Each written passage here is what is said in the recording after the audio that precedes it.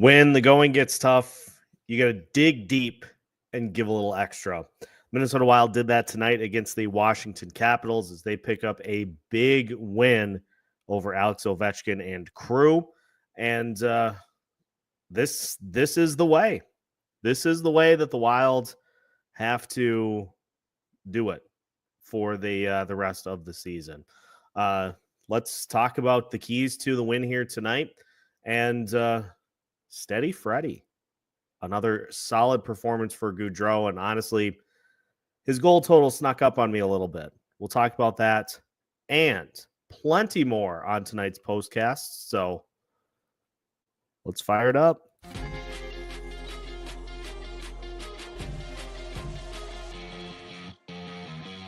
You are Locked On Wild Postcast, part of Locked On Minnesota on the Locked On Podcast Network. Your team every day. The Minnesota Wild picked up a 4-2 win over the Washington Capitals tonight. A big 2 points as we now are into single digits for games remaining this season. And for the Minnesota Wilds, they shook off a deficit in the first period. They rallied in the second to take the lead, and they never relinquished it down the stretch. This was just a good example of what the Minnesota Wild need to do in these types of games. You got to just be willing to give a little extra to win. Blocked shots, chasing. How about some of the plays that Jonas Brodin made tonight to keep Alex Ovechkin off the board?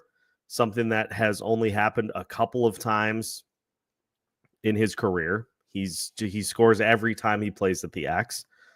But it takes a full buy-in. It takes a full buy-in up and down the roster. And you've got to be willing to do what Matt Zuccarello did late in this game, where you sprawl out for a block. You got to be willing to do what Jared Spurgeon did and dive and sprawl out to keep a puck from going across the crease. It requires a little extra in order to come away with these wins. And the Minnesota Wild did that tonight. And so they are going to get my full applause because the Washington Capitals are a very good team. That's a fun team to watch. The Washington Capitals, they are a fantastic skating team. They are just a great cohesive unit. And they just hit you in waves. They just keep coming. They keep crashing the net. And they are one of the best, if not the best team in the NHL for a reason. And the Minnesota Wild were able to best them in tonight's matchup. And with how things are playing out in the rest of the postseason picture, that's going to be a big couple of points, at least for the teams, at least for two of the teams that the Minnesota Wild are leading right now, because the St. Louis Blues have rallied to take the lead over the Nashville Predators. So we're not going to get the help there. But the Dallas Stars have a 3-1 lead over Calgary. So that is a help. But this was a big 2 points for the Minnesota Wild. And I talked about it in the episode that we did with Zach. You know, the wins recently, it seems like, have been met with kind of nervous optimism. Like, are we back? And the Wild just continue to find ways to beat the Eastern Conference teams, especially. Doesn't matter if it's the bottom feeders in the East or the top tier contenders. The Wilds match up very well against Eastern Conference teams, and they put that on display here tonight again. Let's go through the statistics for tonight's matchup. Washington had the edge in shots on goal, but a lot of that came in the second period. The shot edge at one point in the second period was 14-3 in favor of the Capitals. They really controlled the action despite the Minnesota Wild coming away with the only 2 goals of that period. So you get 14 of your 30 shots in that second period. That's, that's not as high of a total as you'd expect coming from a Washington team, but was listening to the radio call a little bit because, of course, with the game on ESPN, like, how do you find it? Because it's on the Plus. How do you find the game? So I was listening to the radio call for a good portion of the night. This Capitals team, they don't get a ton of shots on goal. Like, they're in the 20s in terms of shots on goal per game. So they don't shoot a ton, but they usually are able to be opportunistic enough in those opportunities to score their goals. All told tonight, the Capitals had a 2.65 expected goals. And they ended up with 50 unblocked shot attempts. And I really am impressed with this. 50 unblocked shot attempts, 42 of those were low danger attempts. They had 4 medium danger and 4 high danger. The 2 goals allowed were low danger goals. No medium or high danger goals allowed by the Minnesota Wild here tonight. 50 and 42 of those from the low danger. That's a nice ratio. That's what we like to see. If you can keep those medium and high dangers to under 10 combined, that's a nice spot to be. The power play with a nifty goal here tonight. We are seeing the Wild now deploy the 5 forward power play. And it came away with the goal here tonight. The penalty kill was, again, on their game. They have been trending much better here lately, and they were 2 for 2 on the penalty kill.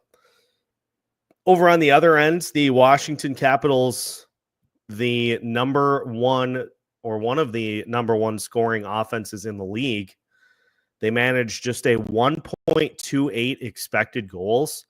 Or actually, no, I take that back. That was the Minnesota Wild offensively. 1.28 expected goals, which is not great, but they did score 3 off of Charlie Lindgren. And it was more so being opportunistic. The ratio here isn't great. 28 unblocked shot attempts, 24 low danger, 3 medium danger, and 1 high danger. That's not great, but the Wild, it seemed like tonight, got a lot of their goals by just working harder. Think about that Matt Boldy goal with time winding down in the second period. That goal does not happen if not for the great work by Vinny Hinostroza, who was on the top line with Marco Rossi and Matt Boldy to just add some hustle and some fight, I think, to that top line. You look at that combo and you think, oh, great, this isn't going to work. But it was Hinostroza's hustle, and he certainly has earned the opportunity to be in that spot. And he was able to beat the Capitals to behind the net, tip the puck out in front to Matt Boldy, and that was the single most reason that goal ended up happening, to give the Wild the 3-2 lead. So hustle plays. Large advantage in the faceoff circle for the Capitals, 33-23. Hits and blocks, the Wild had the edge. We talk about this magic number for blocked shots. The Minnesota Wild are usually in pretty good territory when they block 20 plus. They usually are in the win column when they block 20 plus, and they did so again here tonight. Matt Zuccarello had a big one late in the game, but there were plenty of other blocks that happened throughout the game that were equally as important. Freddy Gaudreau, 2 goals here tonight. How about Freddy Gaudreau with now 18 goals on the season? Raise your hand if Freddy Gaudreau's goal stats snuck up on you like they did me. I didn't realize he was nearly at that many goals. And now he's one off of his career high, which was set back in 2022, 2023. He's got 32 points. He's played all 72 games. He's winning faceoffs at a 48.9% clip. Safe to say that Freddy was pretty substantially injured last season, which is why his production dropped to the level that it did. 16 goals, 32 points, 18 goals, 34 points with the 2 added tonight. And he's shooting a career high before the Washington game officially put into the books. He's shooting 16.3% on the season. So it's the Wilds. You want to talk about players that have stood up and raised their game to the moment. Freddy Gaudreau is certainly one of those that had a great bounce back season, or is having a great bounce back season here so far this year. So good for Freddy. Matt Boldy also scoring in this one tonight, and Jon Merrill getting the opening goal, the chaos goal out in front, to get it started, just like we all expected. Other notable performances here tonight: Freddy had the 2 goals on 5 shots in 17 minutes, 23 seconds. Matt Boldy, a goal and an assist. Vinny Hinostroza and Marcus Johansson each had assists in this one. Marco Rossi and Devin Shore had assists as well. Jon Merrill, a goal. Jared Spurgeon, an assist. And Filip Gustavsson, 28 out of 30 in the net for the Minnesota Wild here in this one, and just continues what has been a really solid role for Filip Gustavsson. If we look at his last several games, Filip Gustavsson has allowed more than 3 goals once this month. He is 6-3-1 with a 1.69 goals against average and a 940 save percentage. So you want to talk about a guy that the Wild should start looking at pricing out an extension for. Freddy is, or Filip Gustavsson is, I think, one that they need to start looking into, because he has largely been good, great even, pretty much all season. He's been the sole reason that the Wild have been in a lot of these games when the offense has been struggling. And the wins that he has picked up, he is usually able to keep the Minnesota Wild in the game early and buy them time to get the first goal or to tie the score. He's got to be a priority for the Minnesota Wild to keep as, at least for the next few seasons, to keep as your franchise goalie until Jesper Wallstedt is ready, until you can kind of get him figured out. Filip Gustafsson's got to be the starter going forward. So put him on the priorities list. We're going to talk a lot about the offseason here over the next few weeks.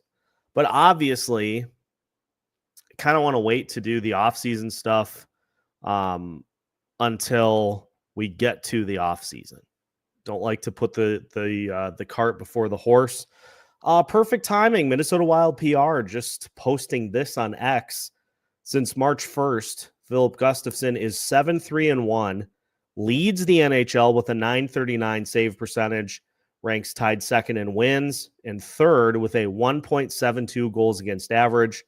For the season, he's 29-16-4, and ranks tied third in the NHL in shutouts, fourth in save percentage, and I believe that would be sixth in goals against average. But the tweet, here we go. Sixth in wins and goals against average in the entire NHL.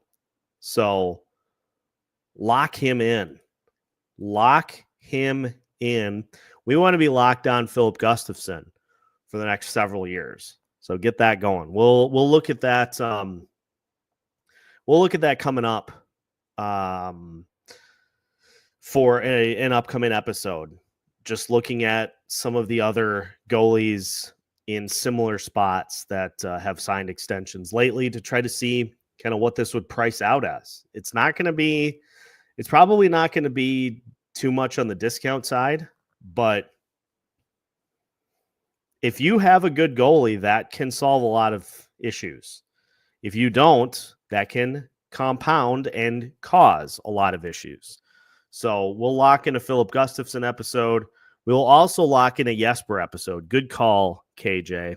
We'll look at this because it's been an up and down year for Jesper, to say the least. So I think we'll take kind of the same approach that we did with the most recent episode. How did we get here? What has happened? And try to get some answers as to, what's going on with Jesper and where does he need to get to in his path. So you absolutely, we got you covered. I've added that to my idea board for an upcoming episode, and we'll make sure we get it on there for you. Scoreboard has the St. Louis Blues winning again. I don't understand it. How a team that was so mostly dead has now just risen from the ashes and is now nipping at the Minnesota Wild's heels, just on an absolute just bender heater. But, for me, keeping as much of an eye as I do on the Minnesota Wild, we are lining up some St. Louis Blues chatter just to try to get a sense as to how this is happening. So I've got an old St. Louis Blues contact that we're going to have on the show here coming up, just to look at how they're doing this. How do they keep getting away with this? There's absolutely a Jim Montgomery aspect to it, but we're gonna go behind enemy lines to get some intel on how the St. Louis Blues just continue to get away with this. I don't understand. They were dead and buried, very much, but not anymore. As far as the Minnesota Wild playing the East, it's certainly, if there were any sort of a relocation that was going to happen, they have owned the East this year and for the last several years. So I would be in favor of it. Get away from Winnipeg and Colorado and Dallas for once. But it's just one of those things. I did want to get to some of the post-game stuff that I thought was really cool. Nice comment by Luke here to sum up a tweet from Russo. Alex Ovechkin just sprinted to the tunnel to call all of his teammates back to give Marc-Andre Fleury a center ice player-by-player goodbye. Incredibly classy. Dylan Strome said Alex Ovechkin talked to the team before the game about the classy gesture of doing a post-game handshake line with Marc-Andre Fleury, called Fleury one of the best people in the game. Not wrong. And fun to see because there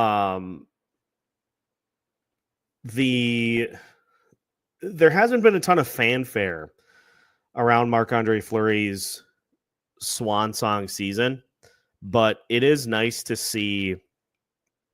It is nice to see teams showing their appreciation for a guy who has been just an NHL lifer, and continues to perform at a pretty darn good level, even now as a clear backup. He's the ultimate, just one of the ultimate good guys in the league, and I just think it's cool to see the appreciation that other teams have for a guy that they go into battle against all the time and are still think that highly of him that they're willing to do stuff like that after the game. So that was, the Wild just posted the video, which is great. Let's get to a couple of other things from Minnesota Wild PR before I break and we come back with more thoughts on this game. They succinctly have put together a few thoughts on this game. With his second period goal in the win tonight, Matt Boldy established a new single-season record with his 9th game-winning goal of the 2024-2025 season. He now ranks tied second in the NHL in game-winning goals this year, which is great. The thing that is, I think, a reason that we have all been as frustrated as we have with the offense is he just now passed Kirill Kaprizov, and Kirill has been out for 30 or more games. So that's not that has been a reason that the offense has struggled. Is we talked about it. You got the injuries, you've got guys that are just not offensive drivers in this lineup. So if your top guys slump, the offense is gonna look at. So good for Boldy that he's starting to kind of pick things back up. But I did not have it taking 30 plus games for Boldy to pass Kaprizov in goals to take the lead for the team. Let's look at some other notes from Minnesota Wild PR. Minnesota Wild forward Yakov Trenin finished with a game-high 8 hits versus Washington, his second highest total of his NHL career. He had 10 in that mess against Ottawa on February 1st. Trenin now owns 210 hits this season, which ranks 17th in the NHL and establishes a new single-season career high. We talked about the Filip Gustavsson note. Defenseman Jared Spurgeon and Jonas Brodin recorded a game-high 5 and 4 blocks, respectively, in tonight's win over the Capitals. Spurgeon with 1,593 and Brodin with 1,475, ranked first and second in the Minnesota Wild's all-time block shots leaderboard. That defensive pairing tonight was sensational. Brodin and Spurgeon locking Alex Ovechkin down. Russo tweeted out during the game that Brodin has not allowed Alex Ovechkin to score a 5-on-5 goal with him on the ice in 5 years. How's that for a stat?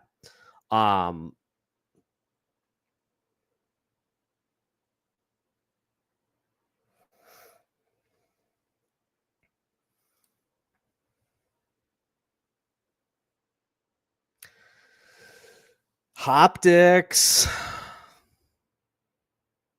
So I can't express a level of frustration while also crediting the win.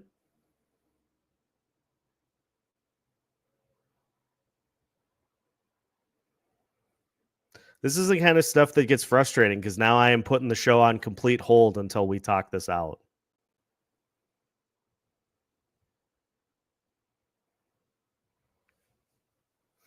We are partying. I am airing frustration because for the large part of the last 3 months, this team has been incredibly frustrating to watch. It was a good win tonight. It was a great win tonight. I've been listing reasons that it was good. I just aired a little frustration as to the reason that this offense has struggled is because Kirill was your leading goal scorer for the last 36 games. And Boldy was like 3 or 4 behind him. That's it. That's all. Stop being negative, everybody. Let's continue, shall we? No, actually, we're going to break. We're going to break right now.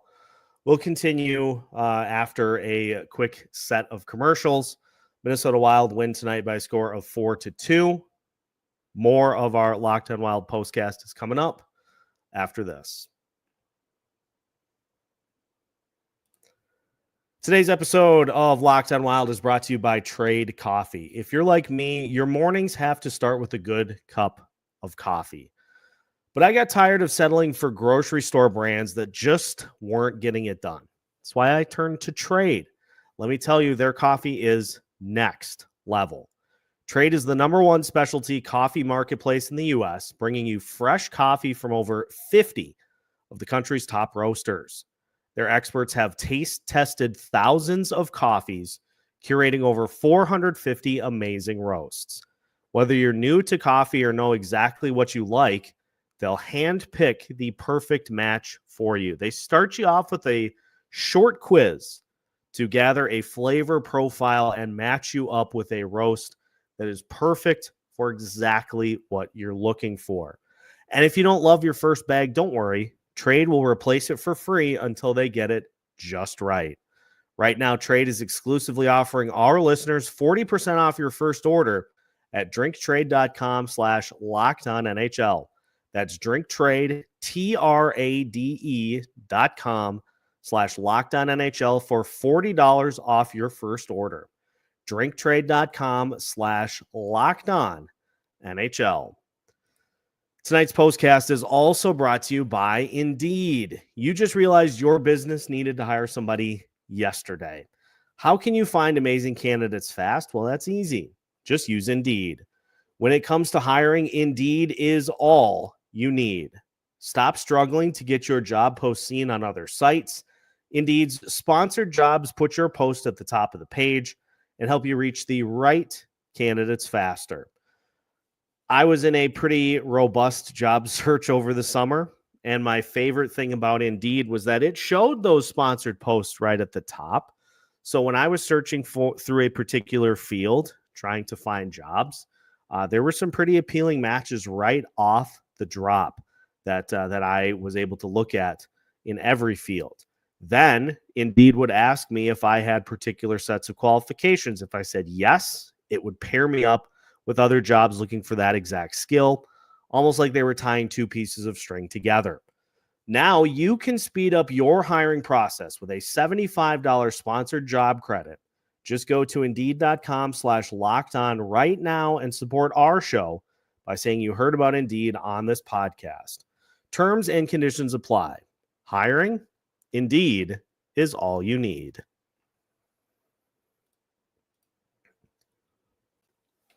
Welcome back to tonight's postcast as the Minnesota Wild pick up a very solid 4-2 win over the Washington Capitals. Two very needed points for the Minnesota Wild.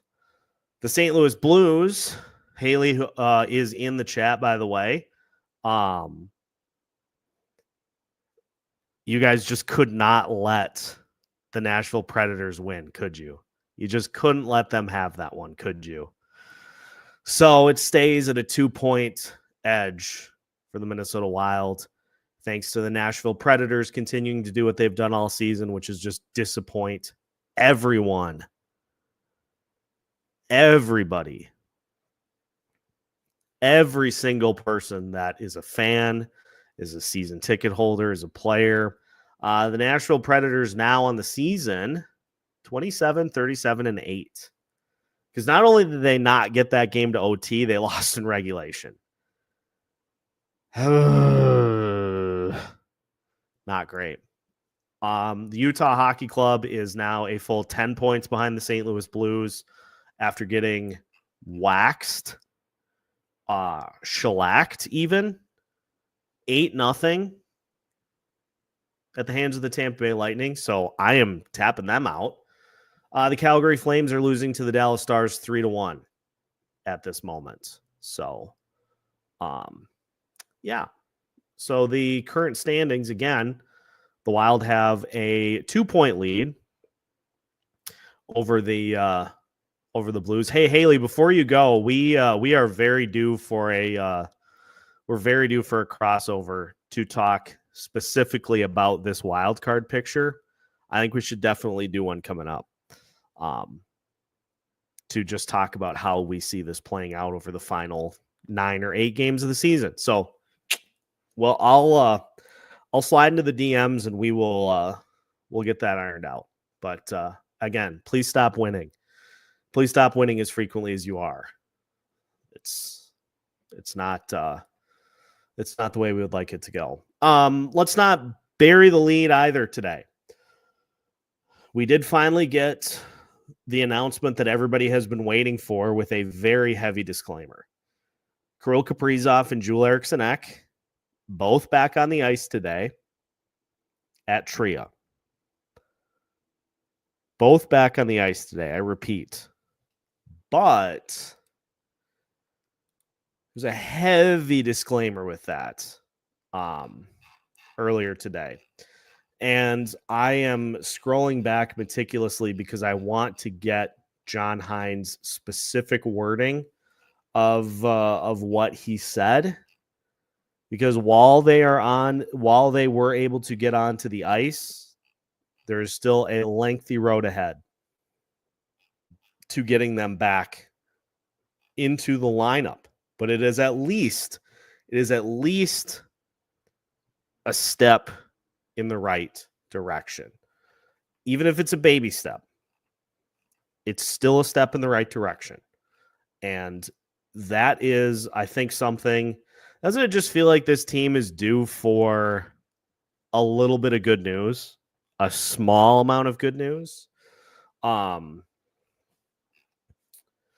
also, by the way, William H. Macy doing Let's Play Hockey at the X tonight was the greatest thing I've ever seen. I'm glad that I'm going to give him sole credit for rallying the troops for a win tonight. Sole credit to William H. Macy for willing the team to a win. I am not going to find this, am I? That would be super unfortunate because it was worded in a very particular way. Maybe I will find it. I'm getting close.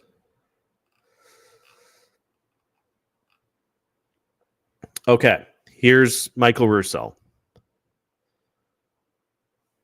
Hines says this is the first step for Kaprizov and Eriksson Ek, and their returns aren't imminent. They will come on next week's road trip, but won't play.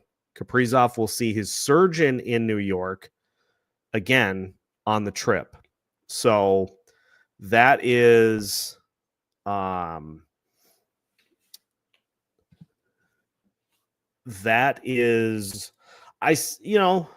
you can take that a couple of different ways. You can take the surgeon comment a couple of different ways.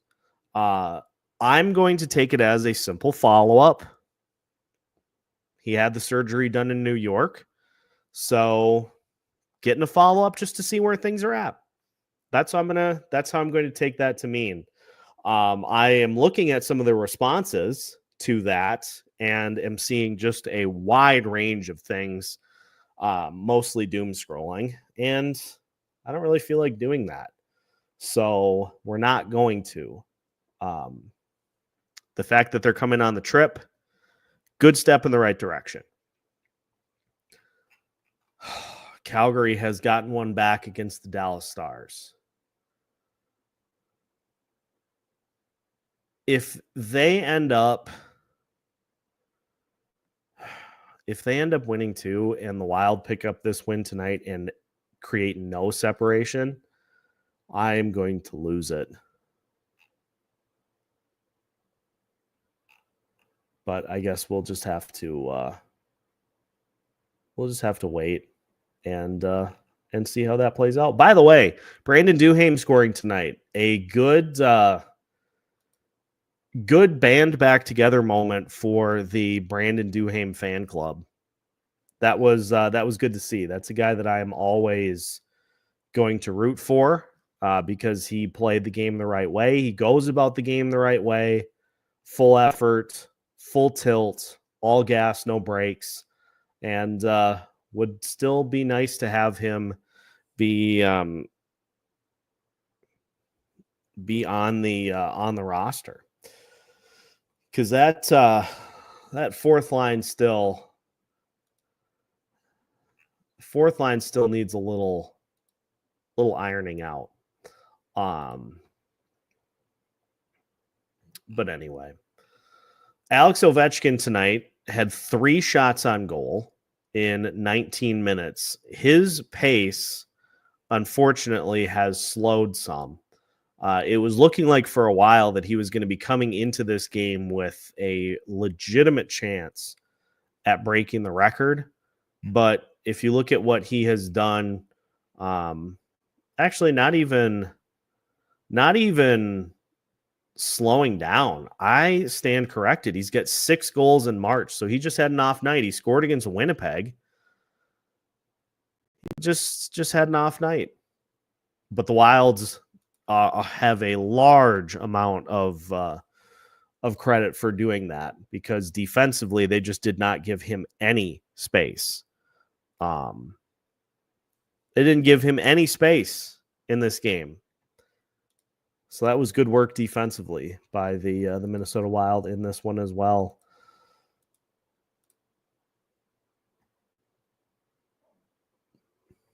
Wild are having an optional practice tomorrow at Tria. They do have the day off before the game Saturday against the New Jersey Devils. The New Jersey Devils, that's going to be an interesting test, and we'll talk about that more tomorrow. But the Devils are going to be an interesting test because they sure can skate. They are very fast, but I don't know. They're kind of taking on some water here at this point in the season. They just beat Chicago, which whoop-de-doo. But they're starting to take on a little water. If you go to March 15th, they are 2-3-1. They lost to Pittsburgh 7-3. They beat Columbus 2-1. Lost to Calgary 5-3. Lost to Ottawa 3-2. Lost to Vancouver 4-3 in a shootout, and beat Chicago 5-3. And Jacob Markstrom is starting most of those games. But he is working his way back from injury too. So he's not the Markstrom of previous, but it's, he's still got very good numbers. He's got a 90% save percentage, 2.51 goals against average. He has a 23-14-6 record. Jake Allen has been the one that's been unlucky. 12-14-1 with the 2.56 goals against. So he's not getting any goal support. And the Devils do play on tomorrow. So the Wild will be getting them on the second night of a back-to-back. Oh, they play Winnipeg, and then they play the Wild. That's a gross back-to-back. It's a very gross back-to-back. But that's their problem, not ours. Devils are desperate for wins just as much as us. We haven't played against a team that has given up since Seattle a few weeks ago. Not fair. Well, we have the NHL schedule makers to thank for that. But also that's just part of how the season goes. If you can keep your head above water substantially, you can get some of these teams to roll over. But I think the reason that so many of these games have been competitive and intense is just, again, the offense having to really scratch and claw for goals at this point. You don't really have that put away gear at this point in the season. If they did, then you'd be able to turn a lot of these 2-1 games into 3-1, 4-1. And then teams are like, all right, we don't have our best stuff tonight. Let's tap out, and we'll get them again. We'll get them again tomorrow, but you got to have that put away gear to be able to get teams to that point. Now, if you get Kirill and Joel Eriksson Ek back, that goes a long way towards getting that put away gear back. So everybody cross your fingers and your toes and your eyes that they will be able to get back and ramp up before the end of the regular season.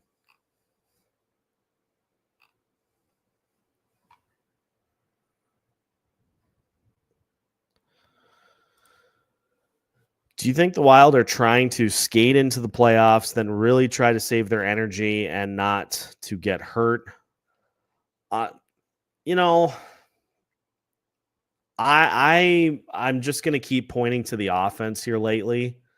I think these games have gone south because of the inability to score.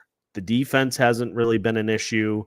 The goaltending has been just consistently keeping you in games.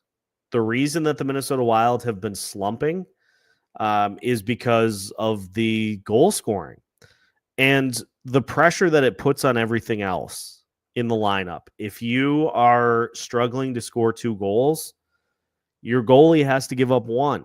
Your defense has to limit chances enough to be able to keep your offense in it. And it really is just it's a fight. It's a fight to generate and finish chances. So it is something that you see what happens tonight. You just have to outwork people. Like, that's as simple as it is. You just have to outwork people and get to the puck faster. If you can't score at the same level as the opponent, then you gotta outwork them in every area. And that requires a lot more energy than what your opponent puts in. That's just the nature of where they're at right now. And that's just the nature of what this Minnesota Wild team needs to do in order to win games. When they add some scoring punch, then maybe you don't have to play that style. But if you're not scoring to keep up with teams, then you have to throw everything you have into the defensive side of the puck.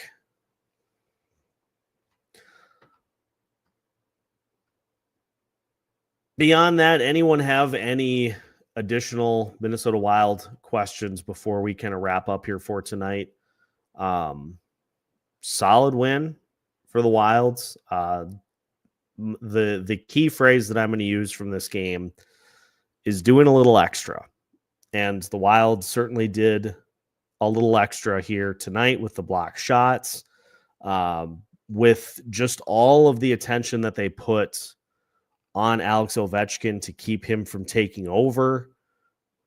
That made the difference. That's the kind of stuff that makes the difference in these games. And when the Wild are in underdog territory, that's what they got to do. And they did tonight, and that's why they were able to beat the Capitals. So we will never know what will happen with this team. I mean, I use the analogy. I use the analogy in that episode with Zach last night. It's like somebody in front of you on the roller coaster throws up, and you spend the rest of the ride going like, how did this happen? When is Gus going to get to goal scoring again? He has been. That's why the power play is struggling as much as it is, because you don't have your goalie getting empty netters. That was that's still got to be, I think, one of the highlights of the season is the goalie goal against the Blues early on in the season. That's been another element that has been a little bit on the lacking side is just with as tense as these games have been, like the fun element kind of takes a back seat because you're so focused on what you need to do to come away with wins. But that would be something to look at to try to increase here in the final 9 games. Is just get a little more fun back in these wins. Not necessarily the wins, the games. Get a little fun back in the games and see where it takes them. Looks like Freddy gets the chain here tonight. And I think that is going to wrap it up here for tonight's postcast. One final look at the scoreboard. Dallas leads Calgary 3-2 with 12 plus minutes left to play in that one. Would you reunite Kirill, Ek, and Boldy for the playoffs? That's a very good question. That's a very good question. I'm going to take a little time to digest that, Keith, because I think I have a couple of ideas for the line combinations when they come back. But we'll save that for an episode here coming up. Because I have a couple of things that I might try if I'm putting the lines together. So we'll save that for another day. But thanks everybody for tuning into tonight's postcast as the Minnesota Wild pick up a nifty 4-2 win over the Washington Capitals, and they still hold that 2-point lead over the St. Louis Blues. And as of right now, it is a 7-point lead over Vancouver, a 6-point lead over Calgary. But it could be more if the Flames lose. We got a lot of scoreboard watching to do. So make sure to hit that like button before you head out here for the night, and subscribe if you have not already, so you don't miss out on any new episodes throughout the week. Locked On Wild has new episodes for you every Monday through Friday as part of the Locked On Podcast Network.